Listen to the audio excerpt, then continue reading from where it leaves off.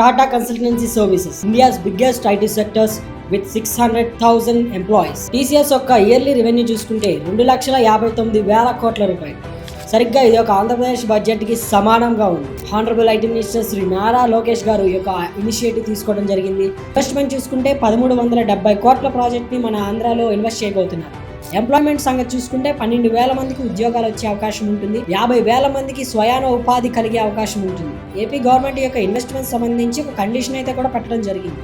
ప్రతి ఒక్క ఎకరాకి 500 జాబులు కన్ఫర్మ్ చేయడం జరిగింది. అయితే టీసీఎస్కి విశాఖపట్నంలో గవర్నమెంట్ ల్యాండ్ని అలౌ చేయడం జరిగింది విత్ 99 years లీజ్, అలాగే nominal rate of 99 Paisa. Present ఉన్న అపోజిషన్ పార్టీ యొక్క ఒపీనియన్ చూసుకుంటే 99 పైసాకి మీరు ల్యాండ్ లీజ్ కి ఇవ్వడం వల్ల ఉపయోగం ఏముంది, నష్టం జరుగుతుందని చెప్తున్నారు. అలాగే ఇది ఒక ప్రోపగాండా లాగా వాళ్ళు సోషల్ మీడియాలో రన్ చేయడం అయితే జరుగుతుంది. ఏపీ స్టేట్ ఒక కొత్త ఇనిషియేటివ్ అనేటువంటి తీసుకెళ్లడం జరిగింది. దీని వల్ల ప్రతి ఒక్క కంపెనీకి మనం ఒక ఫీల్ గుడ్ మెసేజ్ ని మనం పాస్ చేయడం జరుగుతుంది. ఎలాగంటే ప్రతి ఒక్క కంపెనీకి కూడా ఒక పాజిటివ్ ఇంటెన్షన్ అనేది వెళ్ళడం జరుగుతుంది. ఎవ్రీ ఇయర్ చూసుకుంటే 2 lakhs engineering graduates passing out అవుతుంది. ఎంప్లాయ్మెంట్ క్రియేట్ అయితే ఖచ్చితంగా జాబ్ సర్క్యులేషన్ అనేది చాలా బాగుంటుంది. ఆంధ్రప్రదేశ్ లో వచ్చిన ఇన్వెస్ట్మెంట్స్ 2025 లో 3,40,000 కోట్ల ఇన్వెస్ట్మెంట్స్ వచ్చాయి. ఇది నేను చెప్పట్లేదు, India tech and infra official page నుంచి వాళ్ళు చెప్పడం జరిగింది.